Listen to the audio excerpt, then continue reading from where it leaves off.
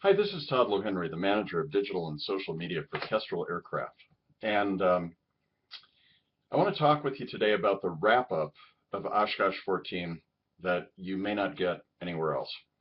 And that is the wrap-up of how digital and social media is affecting the aviation space. And although this is something that any business can benefit from, the focus is here today is primarily on the aviation space. While we were at the show, Kestrel Aircraft spent a lot of time. In fact, we did over 30 interviews. I'll link to this if you're reading this on our website. You'll see a link to the 31 interviews that we did. And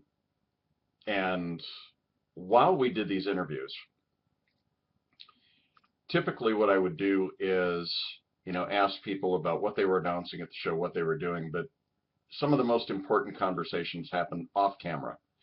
And what I mean by that is after I had the opportunity to meet with people, interview them, then frequently the conversation would turn to, and what are you doing? What are you going to do with this content?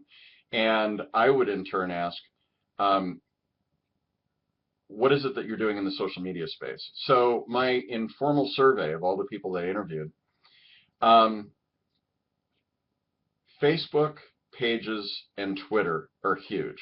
Facebook pages are primarily huge if you're building communities, and Twitter if you want to reach journalists in the aviation space. Although there are quite a few folks in the aviation community that are also using Twitter extremely well. But the thing that I'm most concerned about, and what I teach as an adjunct professor of search engine marketing, content marketing, and social media at Northeast Wisconsin Technical College, where I also work in my spare time, there are two types of people on the internet. People who post pictures of kittens and bacon and airplanes. And there are people who are looking to get found in what Google calls a zero moment of truth, when people are actually looking for a solution. And if you want to get found, Facebook and Twitter are really not going to help you from a search engine optimization standpoint. It's all about Google+. It's all about Google+. And the way that I put it is that Google+ is the answer. Now, what is the question? And the question is, how can I get out in front of Google+ in the aviation space and use it to get found in search? So stick with me if you're interested up to this point and you're wondering how do I actually deploy Google+, then I'm going to have a screencast for you in a moment. And I'll be happy to answer any questions that you have. I'm also announcing the launch of a aviation content marketing community called Hangar Talk. And you can search for that and ask for an invite. And there will be more of this type of content marketing discussion, social media, digital and social media discussion for people primarily in the aviation industry. So stay tuned for that. And without further eloquence, here is the screencast that I promised you. This is Todd Lohenry again, the manager of digital and social media at Kestrel Aircraft, and wanted to follow up the screencast that I just did about what I saw at Oshkosh, namely that people, aviation companies, organizations, communities, whatever, are using Facebook and Twitter, but they're neglecting Google+. One of the reasons I'm concerned about this is that while, and as I've said in the past, that there are two kinds of people on the internet. People who are posting pictures of kittens and bacon and airplanes, and people who want to get found in search. If you want to get found in search, then my sources indicate that these may be the wrong tools to be using, and that it might be necessary to add Google Plus as a tool that you're using, yes, for social media, but to get found. And you might say to me, well, I don't have any friends on Google Plus. Exactly. Google Plus is the place where you go to meet new organizations and to meet future friends. Use Facebook to keep in touch with the people that you didn't talk with in high school, and use it to feed your community that you've already built, but look forward to Google+.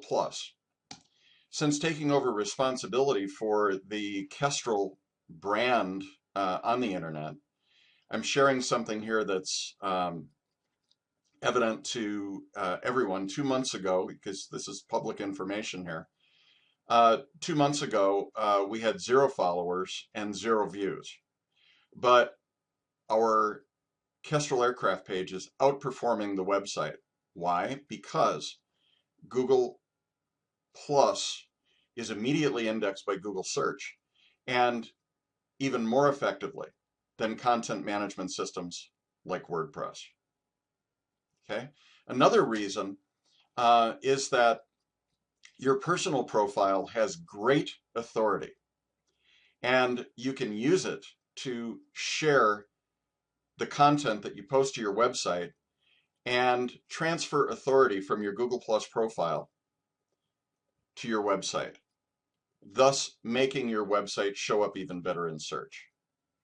And if that sounds a little too complicated, then what you want to do is to go to the Hangar Talk community and request an invite, and we can talk about concepts like authority, so forth and so on. Now, you might say to me, well, okay, what do we do about, okay, we've got 150,000 followers in Facebook. I don't want to start Google Plus and abandon those people. For those folks, there is a phenomenal tool called Friends Plus Me. And you can see the address up here, friendsplus.me. And for a very small fee.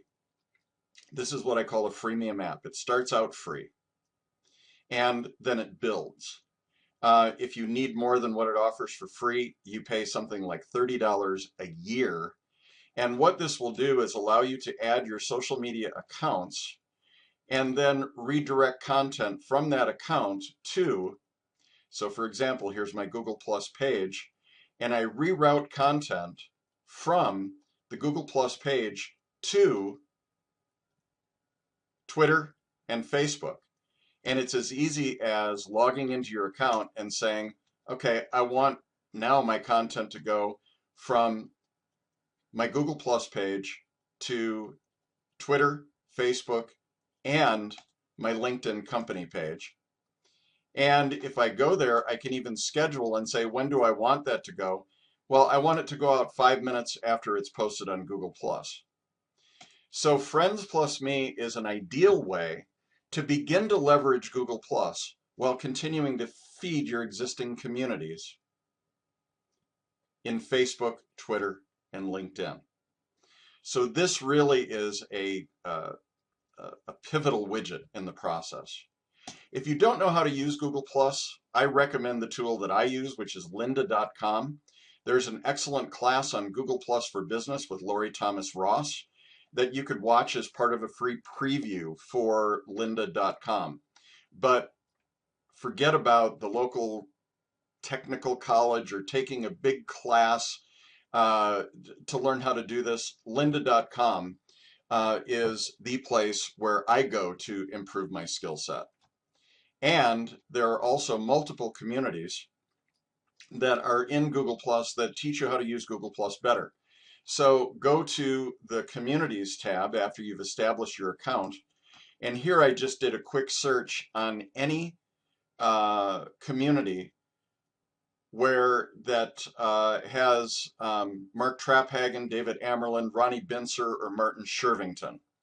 And I can go in and I can join these communities, and I can then ask questions from these different people and learn, like for example in the Google Plus newbie community, how to use it. And then as one final bonus, I'm going to share with you the website that will teach you why this is all important, and that is Google's site called Think with Google that talks about how to show up in what Google calls the zero moment of truth. If you have any questions or comments or feedback, please join the Hanger Talk community and let's discuss it there. Thanks for listening.